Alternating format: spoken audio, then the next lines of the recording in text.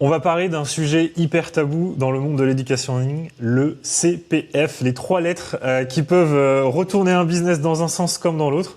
Je suis avec Jérôme Dacunha.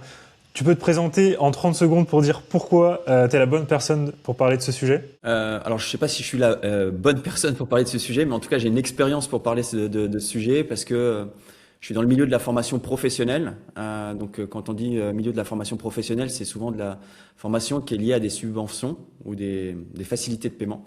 Depuis 10 ans, donc c'est à peu près à partir de 2015-2016 que je suis rentré dans ce secteur-là. Et donc, j'ai vu le secteur évoluer entre 2016 et 2025.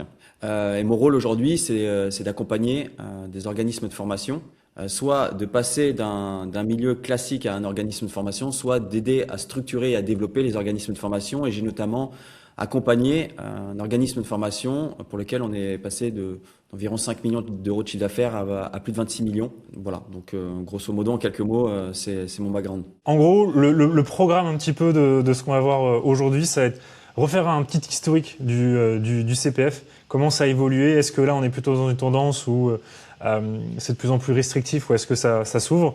Et surtout, tu vas nous parler de la rentabilité réelle. Parce qu'il y a un petit peu le côté caché du CPF. Ça peut impacter la marge, il peut y avoir de la gestion. Et enfin, on ouvrira avec des modèles alternatifs, à la fois du CPF et sans CPF, comment construire des modèles qui peuvent bien fonctionner. Donc, accrochez-vous bien. Franchement, le CPF, c'est vraiment un sujet qui peut impacter très positivement un business, comme à la fois, si c'est pas bien géré, ça peut être compliqué, ça peut être la fin. Donc voilà, on démarre. Jérôme, quel est un petit peu l'historique du CPF, notamment depuis le Covid? Alors aujourd'hui, on parle beaucoup de CPF, mais il faut savoir que l'enveloppe des financements CPF, je crois de mémoire, ça représente 7,5 milliards par an. Donc il y a eu des années où en effet ils étaient en dessous des 7,5 milliards et puis après, pendant le Covid, ils sont passés au-delà. Mais globalement, c'est 7,5 milliards.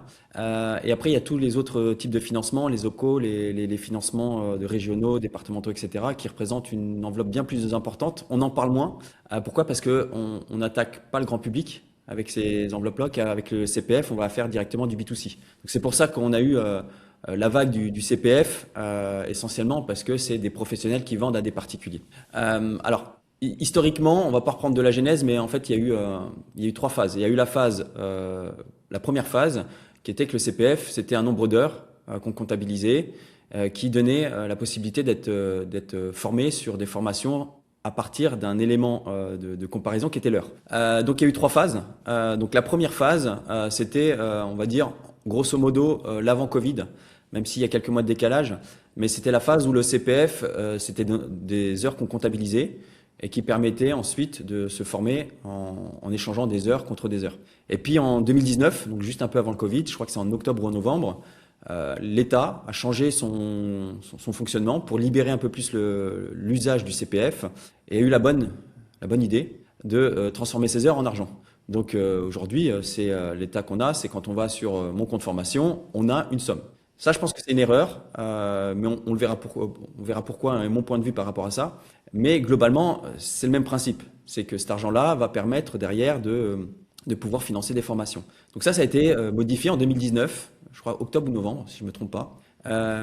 Et également, ils ont sorti l'application Mon compte formation pour encore plus faciliter l'usage de cet argent à travers une application qu'on connaît, c'est Mon compte formation. Donc globalement, le particulier qui a capitalisé de l'argent, c'est-à-dire qu'il est actif, il travaille, comptabilise 500 euros tous les ans, soit les utilise, soit les capitalise. Et globalement, à travers cette application, dès l'instant qu'il voit une formation qui répond aux critères d'éligibilité pour la personne qui est en face, qui est l'organisme de formation, il peut très bien acheter une formation contre cet argent-là. Donc ça, c'est 2019, fin 2019. Et en mars 2020, tu dois être au courant, on a eu le Covid. Et le Covid, en fait, ça a accéléré cet usage-là parce que, très honnêtement, entre novembre 2019 et mars 2020, c'est passé un peu inaperçu, ce changement-là. Et il y a eu le Covid qui fait que les gens se retrouvaient chez eux. Donc les premiers jours, c'était cool pour tout le monde parce qu'ils sont tous mis à regarder des séries Netflix, etc. Et puis au bout de quelques jours, voire même quelques semaines, ils se sont dit, bon, on va peut-être faire quelque chose de notre temps. On a fait le tour de Netflix et globalement est venue la vague des formations. Donc il y a eu deux mondes à ce moment-là. Il y a le monde des gens, des personnes qui étaient de près ou de loin liées à la formation, et puis il y avait le reste. Donc il y avait ceux qui ne faisaient rien et il y avait ceux qui devaient bosser dur parce que fondamentalement, là, il y a eu un Eldorado, mais pas que sur le financement, mais globalement sur la partie formation. Les gens ont pris conscience qu'ils devaient se former pendant le Covid et de mettre ce temps à un intérêt global, on va dire. Bah, ils avaient dû. Enfin, moi, par exemple, c'est le cas en fait sur cette période-là. J'étais en CDI classique. Je me suis retrouvé à être en chômage partiel à l'époque, je crois. Oui, c'est Où ça. j'étais payé, je crois, en prorata, mais je travaillais pas. Et du coup, j'ai eu du temps. Tu réfléchis sur tes projets. Tu te dis, je vais peut-être me reconvertir, etc. Moi, j'étais chez ma mère, donc du coup, je dépensais rien. Donc du coup, tu accumules de l'épargne, donc t'es plus susceptible de pouvoir faire un programme de formation. Donc ouais, en fait, c'est une période parfaite. Puis t'avais vraiment. Enfin, rien à faire, quoi, en soi. T'avais pas d'activité, donc t'étais vraiment sur l'ordi et tout. Donc, c'est très propice pour se former, ouais. Ouais, ouais. Donc il y a eu ce phénomène-là où, au début, sur les premiers jours, comme moi j'accompagnais pas mal de formateurs, peu importe financés ou pas financés, et puis je faisais partie aussi de Mastermind. Au début, il y a eu des questions. On se dit, on va tout couper parce que fondamentalement, on ne sait pas dans quoi on va aller. Et moi à l'époque, je dis, moi je vais couper, mais je couperai quand mes indicateurs rationnels me diront de couper. C'est-à-dire qu'on envoyait de la publicité comme tout le temps. Et moi, tant que je suis rentable, j'ai pas de raison de couper. Et il y a eu le phénomène où il y a eu beaucoup de gens qui ont pris peur, et donc forcément les annonceurs sur Facebook ont baissé. Et donc ceux qui ont continué se sont retrouvés avec une offre énorme, et une demande énorme et une offre qui était affaiblie. Et donc à ce moment-là, il y a eu vraiment un shift où c'est vrai que les ventes étaient beaucoup plus faciles parce que le cerveau disponible des gens était ouvert, complètement ouvert. Et il y a eu ce phénomène aussi où quelques clients qui commençaient à dire moi j'ai du CPF, et qui commençaient à éduquer un peu les vendeurs de formation à dire en fait, il y a un élément qui permet de simplifier encore plus la vente de formation.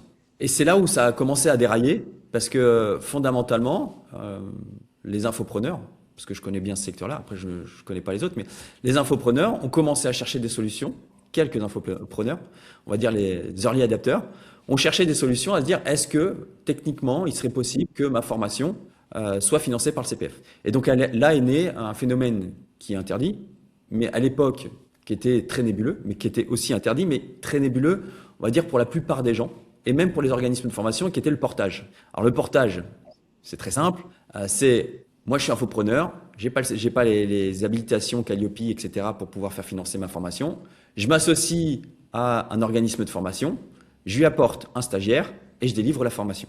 Ok, moi je rebondis, comme ça on peut expliquer, parce que donc toi t'es vraiment, enfin tu maîtrises à fond le sujet. Moi je le vois plus d'un regard à chaque fois extérieur sur mes clients. Donc ça c'est le cas de figure que je vois, en tout cas sur les infopreneurs, 80% du temps, voire je sais même pas si c'est pas plus, où du coup effectivement ils passent par un intermédiaire. L'intérêt, c'est que t'as, entre guillemets, de ce que je comprends, t'as pas besoin de te casser la tête avec tout un tas de choses. A priori c'est plus simple et t'as pas plein d'étapes, voilà. Mais tu crées une dépendance très forte envers cette personne, puisque en fait, s'il lui arrive une bricole ou si elle est un peu borderline, etc., ton business, déjà, tu peux te retrouver avec énormément de cash que tu retrouves pas. Moi, alors là, pour le coup, des histoires, tu t'en raconteras peut-être beaucoup de gens qui n'ont pas retrouvé leur argent, tu vois, et puis ouais, t'es dépendant d'une personne, donc ça c'est un truc que tu veux quand même éviter quand t'as un business, d'être dépendant d'un partenaire. C'est compliqué. Alors ça c'est la vision a posteriori en effet, mais en fait si tu te remets dans le contexte, il y a eu un tel emballement, la notion de risque de pas se faire payer, elle n'existait pas à mon avis dans la tête des entrepreneurs et des infopreneurs, parce que c'était l'État qui payait, que tout le monde avait l'impression de bien délivrer et être conforme. Parce que fondamentalement, en fait, comment tu peux devenir organisme de formation en quelques mots? C'est tu as une activité, tu fais une déclaration qu'on appelle un numéro de déclaration d'activité, comme quoi tu prétends faire de la formation professionnelle. Et après, pour accéder au financement CPF, il faut que tu aies le Calliope. Calliope, globalement, c'est pas très compliqué à obtenir. C'est pas facile, mais c'est simple. Et à partir de là, tu as une petite manœuvre technique qui est l'activation head-off, donc c'est-à-dire de pouvoir accéder à la plateforme Mon compte formation, mais du côté organisme de formation. Et à l'époque, c'est très simple. Et donc la plupart des organismes de formation étant Calliope pensaient que globalement, c'était en gros, tu as le Calliope, après tu peux faire ce que tu veux. Parce que dès l'instant que tu respectes les critères de Calliope, tu es conforme. Et ça, c'était ancré dans la plupart des organismes de formation, on va dire les nouveaux organismes de formation. Pas ceux qui étaient dans le secteur depuis 10, 20, 30 ans, mais les nouveaux, ceux qui ont été créés 3, 4 ans avant. on va dire, la nouvelle génération qui ont vu et qui ont décelé une opportunité, alors que ce soit financière, que ce soit de marché, que ce soit de plein de choses. Mais globalement, pour un grand nombre d'acteurs, bah, c'était ça. Et donc, pour l'infopreneur, il n'y avait pas réellement de risque, à part, en effet, que tu as des contraintes financières sur lesquelles tu es payé plus tard, etc. On pourra le voir après, plus tard dans le processus. Mais c'était pas forcément le truc le plus ancré dans la tête. Alors oui, en effet, il y a des infopreneurs que je connais qui avaient quand même un doute en disant c'est quand même trop simple, ça me paraît bizarre. Bref, ils ont commencé à chercher sur Internet et en effet, il y avait quand même quelques warnings, mais l'engouement était tellement important que tout le monde disait bah, on délivre une formation, elle est quali, elle est de qualité et donc go. Mais en réalité, aujourd'hui, avec beaucoup de recul, le portage n'a jamais été possible et maintenant c'est même ancré dans les textes. Ils te disent clairement le portage est interdit. Toujours est-il qu'il y a cet engouement et les premiers, c'est ceux qui ont eu on va dire le marché le plus important parce qu'il y avait beaucoup de demandes et très peu d'offres. Et donc il y a eu ceux qui ont sauté dans le wagon tout de suite et puis il y a eu un deuxième effet qui se coule qui était au mois de septembre-octobre de la même année, donc 2020, où là en effet ceux qui étaient plus attentistes disaient bah, en fait eux ils y arrivent, ils n'ont pas de problème, donc nous on va le faire aussi. Et donc à partir de septembre là, il y a énormément de gens dans l'éducation, on va dire, non financée, qui se sont retrouvés dans ce secteur-là. Et pour moi, il y a eu trois catégories. Il y a ceux qui le faisaient de façon inconsciente, ils pensaient être réellement dans le juste. Il y avait ceux qui, fondamentalement, avaient un doute assez prononcé, mais qui se disaient, bon, pas vu, pas pris, et puis au vu du nombre de contrôles qu'il y a, globalement, on va passer à travers les mailles. Et puis après, il y a eu un troisième secteur que je connais beaucoup moins, mais que j'ai vu pratiquer. Bon, c'est tout ce qui était fraude. C'est globalement, tu as forcément dû en entendre parler. Il y a des hackers qui venaient hacker mon compte formation, qui siphonnaient ton argent et qui repartaient. Bon, ça, cette catégorie, on est pas loin de la fraude à la taxe carbone, donc c'est même pas un sujet. Ce qui nous intéresse, c'est les deux premiers sujets.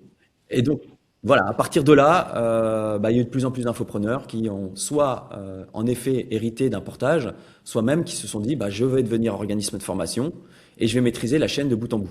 Le problème qu'il y a à ce moment-là et qu'il y a toujours, c'est qu'il y a une mécompréhension de ce que réellement l'État attend et qu'est-ce qu'il contrôle. La plupart des gens pensent, encore aujourd'hui, qu'en étant Calliope, t'es bon, t'es protégé et tout ce que tu feras, comme c'est Calliope, ça passera. Et en fait, pour la petite histoire, moi j'ai travaillé avec, comme je le disais en préambule, un organisme de formation avec lequel on a eu une accélération des ventes de façon assez massive. C'est là où on s'est rendu compte qu'en fait, à travers cette expérience, il y a ce qu'on croit et ce qui est réel. Ce qu'on croit, c'est qu'on pense tous que c'est comme ça que ça se passe. Et la réalité, c'est quand tu prends un contrôle, donc tu as deux types de contrôles. Alors, je vais faire très simple.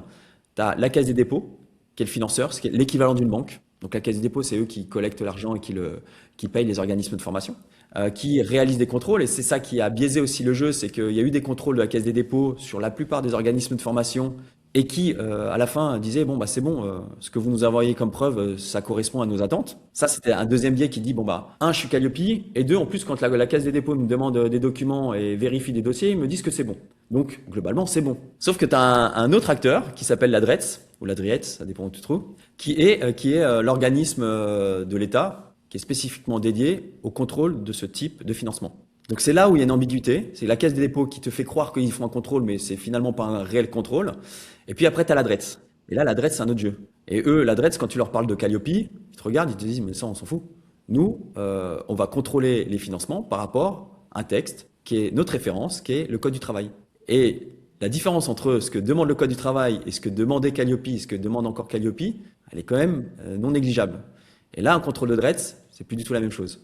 Et c'est là où ils t'apprennent que réellement, ce que tu faisais, c'est pas bon. Alors ça, on le sait bien, je le sais bien, après avoir travaillé, en effet, avec un client qui a subi un contrôle massif. Donc là, on a travaillé avec un avocat. Et là, on s'est rendu compte de ce qui était réellement attendu par l'État. Quand tu dis code du travail, t'entends quoi Le code du travail. Et ça paraît bizarre, mais c'est le code du travail qui régit. C'est quoi le rapport? J'ai pas compris le rapport. Le rapport, c'est que en fait, la DRETS va te contrôler par rapport à un référentiel. Tout le monde pense que le référentiel de contrôle, c'est le Calliope. Calliope, c'est uniquement une certification, mais qui n'est pas réellement le référentiel de la DRETS. La DRETS, ça va se référer à un document, au code du travail. Alors ça paraît bizarre, mais tu verras, tu tapes sur Internet, mais là, tu vois, tu viens de l'apprendre alors que tu connais le CPF, que tu as forcément des clients qui travaillent avec le CPF, que ces mêmes clients ne savent pas que ce qu'ils font, tout est régi par le Code du travail. Tous les articles de loi par rapport au financement public a été écrit dans le Code du travail. Mais moi, je l'ai découvert pareil, comme toi. J'ai dit, mais c'est quoi le rapport avec c'est Calliope? Mais en fait, Calliope, non, c'est juste une interface entre les deux. C'est une certification qui a été mise en place justement pour pouvoir accéder à ces fonds-là. Et c'est là, pour moi, la plus grosse erreur qu'il y a eu, c'est que globalement, c'est comme si tu passais ton permis de conduire. Calliope, c'est un permis de conduire, mais qu'on ne donne pas toutes les règles réelles de la circulation. Je te donne un exemple. 2020-2021, Calliope ne te demandait pas dans ses critères que ton formateur ait le CV et le diplôme en adéquation avec la formation que tu réalisais. Donc tu te dis, bon, il ne demande pas, s'il ne demande pas, c'est qu'on n'a pas besoin. Dans le Code du travail, il est bien indiqué que le formateur doit avoir toutes les habilitations et que tu dois être en mesure de le prouver. Donc ça veut dire quoi? Ça veut dire que dans le contrôle, si ton formateur n'a pas le CV ni le diplôme en adéquation avec la formation que tu délivres, fondamentalement, c'est pas un formateur. Et comme c'est pas un formateur, c'est pas une formation professionnelle que tu délivres. Et comme c'est pas une formation professionnelle que tu délivres, donc ça veut dire que ce n'est pas assujetti au financement public. Et c'est là toute l'ambiguïté, c'est qu'on se réfère souvent à du Calliope, alors que moi, ce que j'ai appris et que ce que je fais aujourd'hui avec mes clients, c'est qu'on regarde pas le Calliope. Alors le Calliope, il faut l'obtenir, mais on fait tout valider par un avocat. Et pas par n'importe quel type d'avocat, avec des avocats qui sont spécialisés sur les financements publics, qui maîtrisent le Code du travail. Parce que même quand tu vas lire, on va pas embêter tout le public avec ça, mais quand même quand tu vas lire les articles du Code du travail, c'est très ambigu. C'est pas une lecture simple à faire. On parle d'assistance pédagogique, etc. Pour toi, l'assistance, c'est ton stagiaire te pose une question, tu y réponds, tu as prêté assistance. C'est pas réellement ce qu'ils vont contrôler. Ils vont regarder si le formateur est actif, proactif, etc. Bref, on va pas rentrer dans le détail, mais c'est pour ça que l'intervention d'un avocat, pour moi, est quasiment obligatoire. Dans le sens où si tu commences à faire un peu de volume, tu as quand même un risque qui est non négligeable en cas de contrôle, parce que ce qu'on appelle souvent les angles morts, c'est qu'il y a plein de façons de faire des choses qui ne sont pas conformes.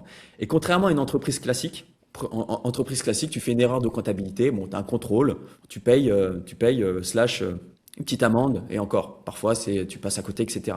Donc tu peux te permettre plus facilement de ne pas connaître 100% du système. Bon, la comptabilité, tiens, j'ai mis une note de frais, bon, la note de frais n'est pas passée.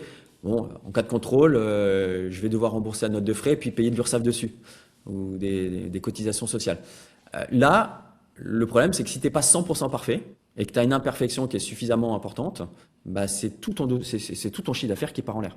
Plus une requalification, etc. Parce qu'on ne va même pas rentrer dans le montage, mais pour 1 million d'euros de chiffre d'affaires généré avec du financement, ils peuvent t'en réclamer 2 ou 3. Je vais pas rentrer tout de suite dans le détail et on va peut-être pas rentrer. Mais c'est important ça dans le business model un peu, enfin dans comment je dis business model ou le business plan, tu vois, dans l'évaluation de son risque. Le truc c'est que là tu perds 100% et ça peut même être plus. Alors enfin et du coup je pense que les gens quand ils disent contrôle, ils disent ok contrôle fiscal. Si j'ai mal déclaré les trucs, je vais avoir une majoration de 30-50%. Sauf que en fait ton profit c'est peut-être 20 ou 30%. Donc tu vois le montant ça n'a et puis de toute façon c'est de l'argent que tu devais, tu vois. Donc en fait l'argent que tu devais tu le rembourses, tu as juste la majoration. Donc c'est assez mineur. Là, c'est vrai que si tu dois, en fait, tu peux perdre l'intégralité du montant ou en tout cas des dossiers qui sont refusés, enfin qui sont. Mais ça peut être même pire que ça, dans le sens où, en fait, il faut bien distinguer de l'argent d'un privé et de l'argent de l'État. Et ça, je l'ai compris également à travers le contrôle du client. C'est que globalement, quand tu as un litige entre un professionnel et un professionnel, c'est un litige entre professionnel et professionnel. En règle générale, s'il n'y a pas eu d'abus particuliers, ça reste dans la responsabilité limitée de la boîte. D'où les statuts SAS, URL, etc. On dit tout le temps responsabilité limitée. Les fonds publics, c'est autre chose. C'est de l'argent de l'État. Je sais qu'il y a eu des discours en disant oui, c'est pas l'argent de l'État, c'est de l'argent des salariés. Parce que justement, ils ont l'impression qu'en ayant de l'argent sur mon compte formation, c'est l'équivalent d'un compte Revolut et que cet argent appartient aux salariés. Alors ce qui n'est pas le cas, hein. Cet argent déjà il est consigné à la Caisse des dépôts et c'est pas comme ça qu'il résonne. C'est de l'argent public. Donc ça veut dire que l'État l'attribue au développement des compétences du stagiaire, donc du particulier, mais c'est pas de l'argent qui appartient aux stagiaires. Parce que j'ai souvent entendu après des contrôles, oui, mais c'est pas normal, c'est de l'argent du stagiaire. Je dis pas qu'ils ont raison, je dis pas qu'ils n'ont pas raison, je dis juste que les faits sont là. C'est qu'ils considèrent pas ça comme de l'argent du salarié parce que ils le prélèvent et puis après ils le redistribuent. Et c'est pire que ça parce que déjà tu fais en chiffre d'affaires financé, ils peuvent t'en réclamer 2 ou 3 par un mécanisme qui est propre à leur façon de contrôler. Et pire encore, c'est que ça peut être qualifié à titre personnel.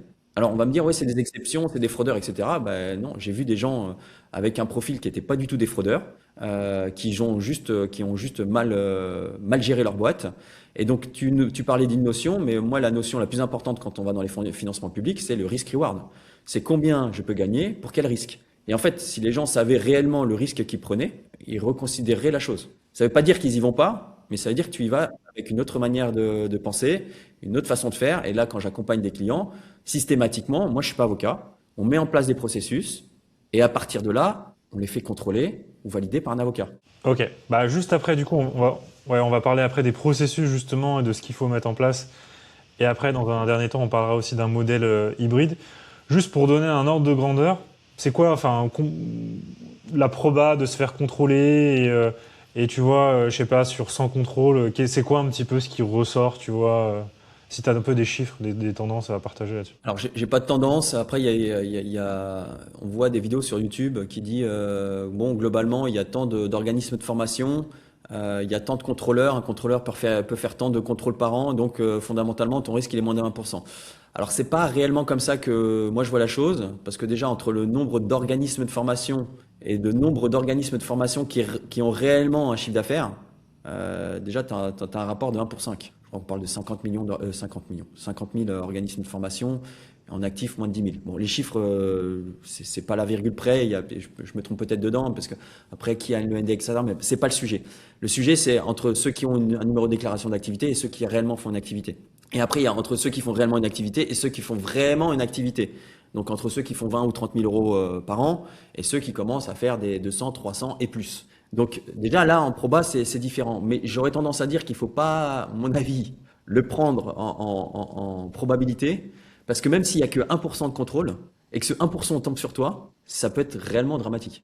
Ouais, alors moi je dis ça, pourquoi c'est aussi pour la pénibilité. Tu vois, là j'avais une connaissance qui m'a écrit, qui m'a dit là je vais me faire contrôler et pendant 3 semaines, tu vois, elle peut pas bosser en fait. On devait avancer sur un sujet, elle m'a dit bah non en fait là je dois réunir. Donc là, en gros, sur cette année, elle a perdu 1 mois de travail, tu vois. Et c'est pas fini, c'est juste pour donner les premières preuves, collecter tout, avoir les échanges, les machins, le stress, les week-ends, machin. Donc je pense que c'est aussi un indicateur. Donc effectivement, il y a toi, tu raisonnes plus sur l'impact global, mais si tu te dis que tu peux te faire contrôler tous les ans, c'est quand même très très pénible. Alors, je sais pas si tu peux te faire contrôler tous les ans, mais globalement, moi, j'ai un avis biaisé parce que c'est vrai que je vois beaucoup d'organismes de formation prendre des contrôles en ce moment. Et j'ai l'impression qu'ils accélèrent. Alors, j'ai vu passer un chiffre, alors, est-ce qu'il est vrai ou pas? C'est qu'en 2024, je crois, ils avaient augmenté les contrôleurs, mais d'un point de vue général, de 25%, ce qui est non négligeable. Il y a un autre facteur, c'est que je pense vraiment que l'État a compris, en tout cas a pris des directives, c'est qu'ils veulent lutter contre la fraude, peu importe le type de fraude. Et dans fraude, c'est pas forcément des gens qui font de la fraude à la taxe carbone. Tu montes un dossier, il manque des documents, type les CV, comme pour reprendre le même sujet, où t'as pas les temps de connexion, bon, peu importe. Bah, ils vont considérer comme de la fraude parce qu'en fait, tu as utilisé des fonds publics de façon erronée. Donc, ils veulent lutter contre ça. Je pense vraiment qu'ils ont mis l'intelligence artificielle dans le système. Donc, ils ont réussi à démultiplier leur zone d'intervention. Sachant qu'en plus, maintenant, tu es quadrillé beaucoup plus par la Caisse des dépôts, qui a renforcé aussi ses contrôles et la qualité de ses contrôles. La DRET, tu as les contrôleurs fiscaux. C'est-à-dire un contrôle fiscal maintenant sur un organisme de formation prend la casquette aussi de contrôle RET. Donc, globalement, ils vont aussi intégrer le code du travail dans leur contrôle fiscal pour savoir si réellement c'est le cas ou pas.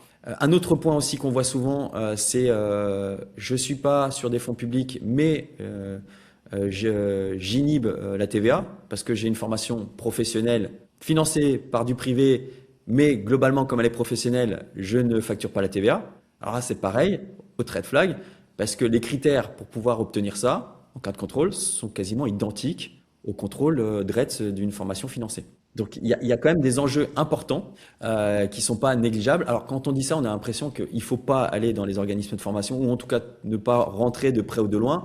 Et j'aurais tendance à dire qu'il faut pas le faire pour une opportunité.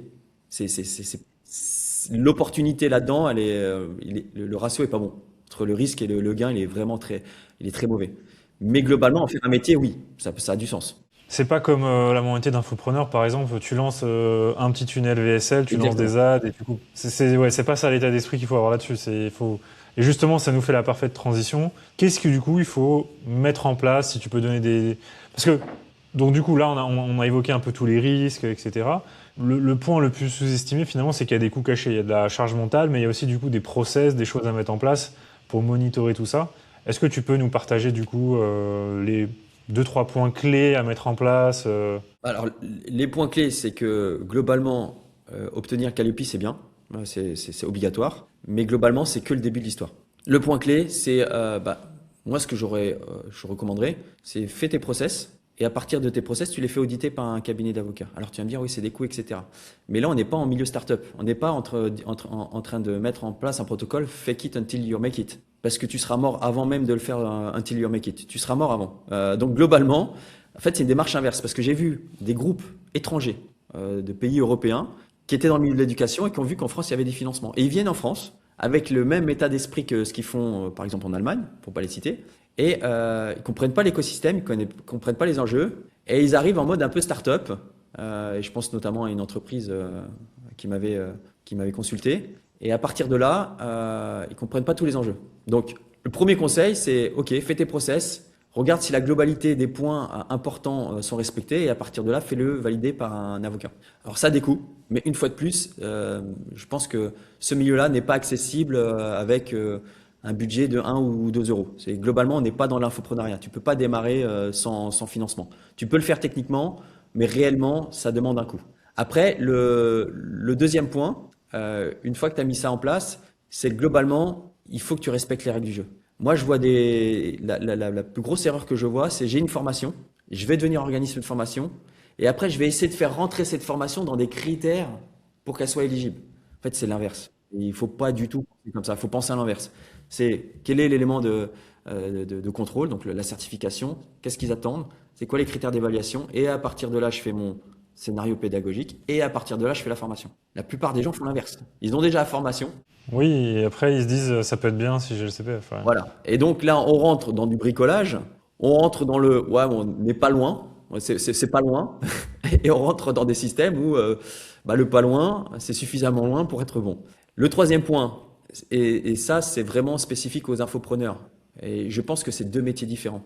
Et la différence entre l'infoprenariat et la formation professionnelle financée, c'est deux objectifs complètement différents. L'infopreneur, pour moi, c'est celui qui a je parle des bons, je parle de ceux qui font bien leur métier, c'est ceux qui ont les meilleurs les meilleurs résultats sur la montée en compétences, parce qu'ils vendent une promesse. Par exemple, quelqu'un qui a fait un tunnel de vente, je te promets que tu vas faire 10 000 euros. Alors, c'est complètement interdit de faire une promesse, mais ils mettent les moyens nécessaires pour que les gens puissent atteindre ce résultat. Je parle une fois de plus des bons. Donc, ils vont mettre en place de l'e-learning, ils vont mettre en place des masterclass, ils vont mettre en place de l'accompagnement individuel. Ils vont tout mettre en place pour respecter leur objectif de départ. Sinon, ils ont un risque de demande de remboursement ou un risque de non-satisfaction. Et on sait qu'aujourd'hui, si tu veux durer dans le temps, il faut que tu aies un taux de qualité, un taux de satisfaction important. Les financements publics, c'est un peu différent. Eux, ils parlent pas de résultats, parce que c'est interdit, c'est une montée en compétences. Il faut que, en fait, pourquoi ils ont été mis en place, ces fonds-là? C'est pour faciliter la montée en compétences des gens, l'insertion, la reconversion. L'objectif, c'est l'emploi, rien d'autre. Et on parle systématiquement de montée en compétences. Donc la différence qu'on voit souvent, c'est que les infopreneurs parlent de coach, de gens qui sont très bien, mais qui n'ont pas tout le temps les bons diplômes. Tu fais la même chose dans le financement public, c'est pas des coachs, c'est des formateurs.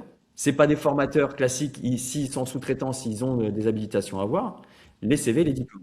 Donc c'est deux façons de penser complètement différentes. Et c'est pour ça que le mariage infoprenarial versus financement public, il est en termes d'état d'esprit et de gestion complètement différent. Alors quand tu me dis ça, je me dis qu'en fait, donc, si on veut aller dans le CPF, il faut être CPF first. Bien sûr. Et pas faire l'inverse où tu montes ton business et puis tu dis il y a une opportunité. J'ai rarement vu des gens être capables de faire ça dans la durée et de faire les deux. Pour moi, les deux sont globalement incompatibles, même sur les techniques de vente. Ne serait-ce que sur les techniques de vente et sur le marketing. Si tu vois, à un moment donné, en 2020, tu voyais le logo CPF partout dans les pubs. tu mettais CPF. Alors là, du coup, ça a créé l'illusion que tes équipes de closers, d'un coup d'un seul, ils sont devenus très bons. Vendre du gratuit, c'est pas compliqué, surtout avec des techniques qu'on connaît, toi et moi. Si tu rajoutes le logo CPF, fondamentalement, tu n'avais pas besoin d'avoir un design de publicité incroyable. Tu mettais CPF, le titre, ça marchait, hein. Tu avais une école qui a été revendue plusieurs dizaines de millions. Elle, c'était le titre de ton objectif, hein, deviens designer, CPF. Bon, ça faisait le job, hein. Pourquoi en dire plus quand 3 lettres suffisent à vendre? Ouais, mais c'est interdit. Bon, d'accord, si c'est interdit, ok. Ok, bah écoute, je pense que ça c'est full valeur. Quand on préparait, tu me parlais un petit peu du coût humain. Est-ce que ça t'arrive un peu à le chiffrer? C'est-à-dire, est-ce qu'il faut qu'il y ait quelqu'un qui soit dédié à ça? Est-ce qu'il faut déléguer? Enfin, c'est quoi à peu près les coûts à anticiper pour ça? Ouais, alors justement, il y a une grosse différence entre l'infoprenariat et la formation professionnelle. C'est que quand tu fais rentrer du monde dans l'infoprenariat, tu as des coachs et tu as deux façons de faire. Soit tu as des masterclass et les gens sont autonomes, viennent ou ils viennent pas. C'est pas ta responsabilité. En formation professionnelle, c'est pas comme ça que ça fonctionne. C'est que tu as une obligation. Déjà, c'est pas des coachs, c'est des formateurs que tu as. La méthodologie est pas exactement la même. On va pas rentrer dans le détail, mais globalement, le formateur a différentes fonctions, hein, de faire monter en compétences, de vérifier les acquis, etc. On va pas rentrer. En fait, c'est un peu comme l'école, hein. Le financement public, c'est le prolongement de l'éducation nationale dans la manière de travailler. Mais globalement, du coup, c'était quoi ta question? C'était les coûts un peu anticipés. Les coûts anticipés, c'est que globalement, tu vas avoir trois pôles. Tu vas avoir les coûts de développement commerciaux, marketing, etc. Ça, c'est le pôle classique. Tu vas avoir la partie pédagogique. Et ça, c'est un vrai pôle, parce que la pédagogie, c'est un coût qui est non négligeable et qui est lié pour chaque apprenant. Donc, c'est un coût direct. Et après, tu as toute la partie administrative. Parce que le traitement des dossiers pour les financements, récupération des données, des preuves, bref, le fonctionnement, l'envoi des contrats, la signature, etc., tout ça, ça a un réel coût. Même si tu l'automatises, ça a un coût non négligeable. Donc les coûts que tu n'aurais pas dans le secteur de l'infoprenariat que tu as, c'est la partie pédagogique qui est généralement bien plus importante et la partie administrative et réglementaire qui est aussi bien plus importante. Donc c'est les deux coûts qu'il faut prendre en compte. Et c'est pour ça qu'il y a, et je vois, des organismes de formation qui sont parfois pas rentables parce que dans la structuration, ils sont pas bien organisés, ils sont pas bien gérés, ils ont pas mis les moyens au bon endroit et donc ils se retrouvent des fois à faire zéro marge. J'ai vu récemment une boîte qui faisait 800 000 euros de chiffre d'affaires et qui sortait un bénéfice net à la fin de l'année de moins 30 000 euros, quoi. Et ça, c'est courant parce qu'ils voulaient faire les choses bien et que fondamentalement, il ne les faisait pas si bien que ça. Il est possible, et c'est normal, un organisme de formation gagne de l'argent à la fin, s'il est bien géré. Bah, tant que tu parles de ça, poser une question. C'est quoi un peu le benchmark du résultat moyen sur un organisme de formation? C'est quoi un peu les benchmarks? Alors, je peux te parler d'une moyenne. Globalement, tu vas être au... Parce que ce qui compte, c'est ton résultat à la fin. Après, ça dépend de la taille de ta structure, etc. Mais globalement, quand tu es à 10%, 10-15% de résultats d'entreprise, tu es déjà bien. Alors quand tu dis ça à un infopreneur, il va dire oh, non mais c'est pas possible, etc. Une fois de plus, c'est un autre monde. On sait toi et moi qu'il y a des optimisations qui sont faites chez les infopreneurs qui sont pas possibles d'être faites sur des financements publics. Ne serait-ce que par la friction d'IS, etc. Ça, bah, un organisme de formation, c'est en France. Et donc en France, bah, tu as toutes les taxes qui sont liées à l'État français. Donc globalement, quand tu as 10, allez, 15%, tu es bien. Tu vois, il y a une grosse école, je vais pas la citer, qui arrive à faire du 19% de résultats nets. C'est monstrueux pour le secteur, hein. Parce qu'en vrai, dans l'infoprenariat, enfin, l'autre fois, j'étais à un event, et il y a quelqu'un qui me dit, non, mais tu sais, le benchmark, c'est 75% de résultats nets dans l'infoprenariat. Et je me suis dit, mais qu'est-ce que tu racontes? Là, t'es complètement à côté de la plaque, hein. Déjà, les ads, ça fait 25% de tes coûts. Non, mais en fait, il faisait que de l'organique et il faisait un tout petit CA, et donc, du coup, il avait une vision biaisée du truc, tu vois. Mais ouais, je sais pas, dans l'infoprenariat, je dirais que t'es entre 25 et 50%, tu vois, mais plus vers du 25, 30, tu vois, pour ceux qui vont en tout cas aller chercher des volumes, qui vont mettre des ads, qui vont avoir des équipes de closers, etc. Et après, ceux qui vont être plus petits, mais qui vont être qui vont dépendre principalement de l'organique, il y a des gens qui vont aller jusqu'à 50%, tu vois. Alors, moi, je pense réellement que la marge globale, elle est biaisée parce que tu as des notions de fiscalité et notamment est-ce que tu payes ta TVA ou tu payes pas ta TVA. Ça, c'est un vrai sujet. Quand tu réintègres la TVA dans tout le modèle économique, bah, c'est 20% qui partent. Donc je pense réellement que pour les gros, aujourd'hui, si réellement, de façon factuelle, pas en prenant pas en faisant des prises de risque qui sont le leur, si tu fais 20%, c'est déjà bien, je pense. Après, pour les petits, j'ai vu des petits qui faisaient, alors des petits, c'est pas péjoratif, mais qui font des chiffres d'affaires moins importants. Bah, c'est ces gens-là qui peuvent aussi faire des belles marges, même avec de la ads, parce qu'ils n'ont pas besoin d'aller dans un cercle trop loin qui va leur coûter. Ils vont aller juste taper sur du show, ça leur fait du volume.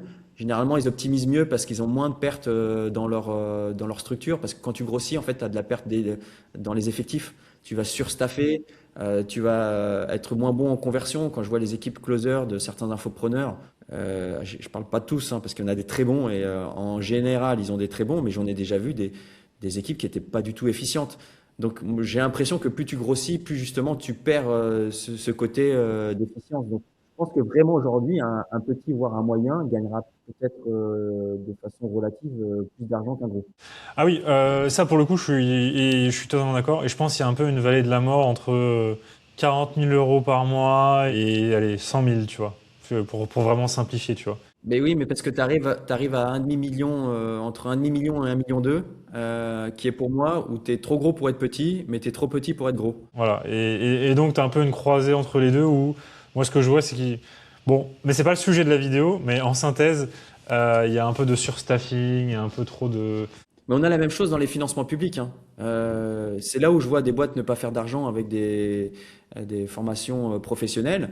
C'est qu'ils surstaffent, ils les mettent pas au bon endroit, il y a de la perte d'efficience, c'est pas tout le temps bien géré. Et justement, quand je rentre en audit sur ce type de boîte, bah, tout de suite je vois, parce que j'ai des ratios, j'ai des métriques, j'ai des éléments que je vais regarder. Et en fait, finalement, tu peux faire plus, mieux avec moins. Mais une fois de plus, ça demande une gestion assez précise.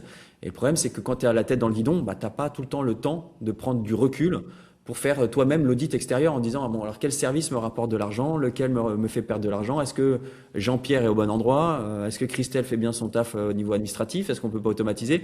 Toi, et comme tu parles de la vallée de la mort, tu l'as aussi dans les organismes de formation et tu l'as encore plus parce que c'est amplifié. Et le truc que je vois aussi, c'est que les gens surstaffent en essayant de se protéger. Ils se disent, bon, ah, j'ai des équipes au niveau administratif, j'ai 4 personnes quand même, hein. Ouais, mais c'est pas parce que tu as 4 personnes que tu es conforme. Tu pourrais en avoir qu'une et faire mieux, toi. Mais ils se rassurent comme ça. Ouais, je vois. Ok. On passe du coup à la dernière partie du podcast. C'est un peu une ouverture. Donc, c'est un petit peu les modèles hybrides et quelle va être la suite du CPF. Donc, vas-y, j'ai hâte que tu me racontes comment tu vois, toi, les choses évoluer. Alors, la version hybride, j'y crois pas du tout. Pour moi, c'est incompatible. Quand tu dis hybride, c'est infoprenarial slash financement public. Dans la même structure, c'est incompatible parce que c'est deux façons de faire complètement différentes. Aussi bien dans tes closers que dans tes pubs, que dans ton marketing, que dans ta gestion. Pour moi, ça va être difficile de faire des versions hybrides. Les seules versions hybrides que je vois qui fonctionnent bien, c'est les écoles qui ont des noms, des HEC, etc. Mais parce que ils vendent une école. Et donc, tu as des gens qui sont prêts à financer parce qu'ils se payent un nom. Et s'ils peuvent pas se faire financer par des fonds publics, bah, ils vont le financer à titre personnel. Et j'en connais plein, t'en connais plein, qui ont fait des écoles de commerce, 10, 15, 20 000 euros par an, pardon, et qui le finançaient à titre perso. Moi, en tout cas, j'en connais quelques-uns. C'est la seule version hybride, mais parce que c'est une école et qu'ils ont mis tout en place pour que ils se sont construits un nom et que les gens veulent y aller d'une manière ou d'une autre. Mais dans notre secteur, j'y crois pas. Pour moi, l'avenir, il est très simple. Pour le financement CPF ou OPCO ou tous les types de financement public, c'est que on va aller vers un modèle allemand qui est très simple. Hein, c'est qu'ils ont quelques milliers, 1, 2, 3 mille organismes de formation, qui est complètement maîtrisé par l'État. Et globalement, petit à petit, on va faire la même chose en France. Ça veut dire que soit tu prends vraiment la veine de la formation professionnelle et on en a parlé, moi en tout cas j'en ai parlé sur les côtés négatifs, mais il y a quand même des côtés positifs à ça. On prend quelques minutes là-dessus, mais pour moi, on va diminuer le nombre d'organismes de formation, beaucoup plus professionnalisant, et ça veut dire que la barrière à l'entrée sera de plus en plus haute. C'est-à-dire qu'il y a 2-3 ans, tu pouvais, avec un couteau suisse, monter un organisme de formation et 2-3 bricolages, accéder au financement public. Je pense que dans le présent et dans le futur, ce sera de plus en plus compliqué, voire même quasiment impossible. Et je le vois. Je le vois de plus en plus. Je vois aussi les habilitations sont de plus en plus dures. Donc on est vraiment dans une phase où bon, l'État au début a eu un problème au démarrage et ils ont rattrapé le coche, même si encore je pense qu'il y a trop de fraude ailleurs sur ce secteur-là. Mais globalement, ils sont en train d'essayer de reprendre la main dessus et on peut faire confiance à l'État sur ce point-là. C'est que sur le contrôle, en France, on est quand même les champions du monde. C'est un très beau mot de la fin. Tu veux dire un dernier point sur le CPF? Bah, sur le CPF, il y a quand même le bon côté. Moi, j'aime bien ce secteur-là. Pourquoi? Parce que globalement, quand tu viens du milieu de l'infoprenariat, il y a beaucoup d'artistes, de gens intellectuellement très intelligents. On peut dire ce qu'on veut. Des fois, ils jouent des rôles face cam, mais globalement, si tu veux réussir dans l'infoprenariat, il faut que tu sois au-dessus de la mêlée, d'une manière ou d'une autre. Peu importe. Oui, c'est très compétitif. C'est très compétitif. Il faut qu'il soit toujours en avance de phase. Il faut qu'il teste. Tu as une gestion du risque qui est juste improbable. Moi, je parle on va dire du cœur, hein, des infopreneurs. Je parle pas des satellites, des gens qui viennent, qui font des casques, qui repartent, etc. Vraiment ceux qui sont là et qui seront là encore d'année en année. On peut dire ce qu'on veut, on peut les aimer, on peut les détester, on peut aimer leur image, on peut les détester aussi. Mais globalement, ils sont pas là par hasard. Et s'ils sont si peu nombreux, c'est qu'il y a une raison. La formation professionnelle, ça t'ouvre d'autres façons de penser, même sur la façon de transmettre une information et une formation. Là, en fait, tu es obligé de rentrer dans le détail de comment je vais transmettre mon information, comment je vais la mesurer, comment je vais faire monter en compétences, etc. Et je pense vraiment que le mariage des deux, c'est un truc incroyable. Parce que d'un côté, on s'est très bien formé, mais on n'a pas les protocoles qui vont bien. Et de l'autre côté, on parle que de monter en compétences, mais fondamentalement, oui, ok, tu es monté en compétences, mais est-ce que à la fin, ça te permet de trouver un job, de créer ta boîte, etc. Et je pense que le mariage des deux va faire que derrière, on peut faire des super choses. Tu prends Xavier Niel, c'est une exception, mais il a fait l'école 41. Alors d'ailleurs, je crois qu'il n'y a pas de financement public, mais c'est quand même le gars qui a réussi à rendre une école autonome, sans professeur, avec une pédagogie incroyable. Alors c'est que pour une élite. Pour rester à l'école 42, il faut quand même que tu aies une certaine motivation, et je pense que c'est pas accessible à tout le monde. Donc du coup, on parle souvent d'IA, etc. Et c'est un très bon exemple de montrer que tu peux le faire, mais peut-être pas dans 100% sur 100% de la population. Mais globalement, la formation professionnelle, si ça tourne bien, ça va être incroyable. Après, le problème, c'est que c'est des financements publics, et du jour au lendemain, on peut avoir quelqu'un qui dit stop, on coupe le robinet, terminé. On passe à autre chose. Les Anglais ont, je crois, si je dis pas de bêtises, et je pense que les gens le mettront en commentaire, ont inventé le CPF, ils ont arrêté au bout d'un an. La France a suivi et a continué. Mais globalement, si on fait pas comme les Anglais, on peut faire des choses incroyables. Et le mot de la fin, c'est que je pense vraiment que l'Europe, voire même la France, mais l'Europe en règle générale, si on finance pas d'une manière ou d'une autre les changements de métier, les reconversions, les compétences, etc., je pense qu'on n'ira pas bien loin. C'est pour ça qu'on finance tout ça. C'est parce qu'on a compris que là, tu vois, à l'ère de l'IA, bah, tu as des gens qui vont financer par leurs propres fonds, mais la majorité vont attendre des financements publics pour pouvoir monter en compétences, pour que les entreprises montent en compétences. Si demain, on arrête les fonds publics, ou en tout cas le financement pour ce genre d'objectifs, je pense qu'on se tire une balle dans le pied. Et je pense pas que ce soit le genre de la France de couper des aides. Enfin, c'est pas trop la politique, en tout cas, depuis un moment. Et comme tu dis, c'est quand même un sujet un peu stratégique. Il y a pas mal de révolutions, je veux dire, en termes de métiers, etc. A priori, ça va. Enfin, le sens de l'histoire voudrait que ça soit de plus en plus présent. Enfin, j'ai l'impression. Bah ça, tu parles avec ton cerveau rationnel. Mais la réalité, c'est qu'il y a beaucoup de choses qui ont été votées et qui sont votées actuellement en France qui sont irrationnelles. Donc, en effet, si tu avais un groupement politique avec un objectif, une vision long terme, etc., tout ce que tu dis a du sens. Mais en ce moment, je pense qu'ils ont pas mal de réformes qui sont en train de mettre en place qui n'ont pas réellement de sens. Donc, moi, je ferai pas un pari sur Polymarket, sur est-ce que le CPF va continuer ou les financements publics vont continuer ou pas, parce que globalement, la raison dit c'est impossible qu'ils le retirent. La réalité, c'est qu'ils sont capables. Bon, bah Jérôme, merci beaucoup. Pour ceux qui ont kiffé l'épisode, on va faire une série de podcasts avec Jérôme qui seront sur ma chaîne. On va parler marketing, on va parler closing et surtout on va parler sans langue de bois, on va dire les choses. Donc au moment où cette vidéo sera publiée, il y en aura d'autres, donc vous pouvez checker. Du coup, Jérôme, si les gens veulent en savoir plus ou échanger avec toi, comment est-ce qu'ils peuvent rentrer en contact avec toi ? Sur LinkedIn. Je suis assez présent sur LinkedIn en lecture. Je commente très peu, mais je lis tous les messages que je reçois. Bon, ok. Donc il faut t'envoyer un petit DM sur LinkedIn si on veut échanger avec toi. Bah, dites-nous dans les commentaires ce que vous avez pensé de l'épisode. Ça nous fera plaisir. Merci beaucoup.